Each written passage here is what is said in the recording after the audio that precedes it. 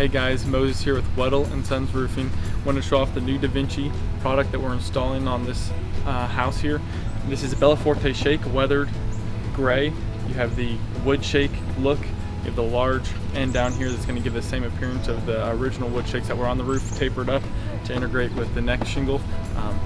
Really cool product. Polymer, synthetic product that's going to be a lifetime shingle on your roof. Let's go take a look.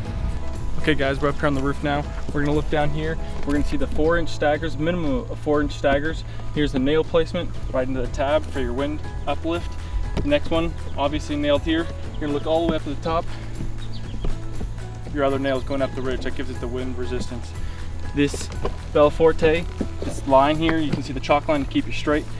That back line that I was talking about down there with the starter, that's what helps keeps it straight and in line with the rest of the roof.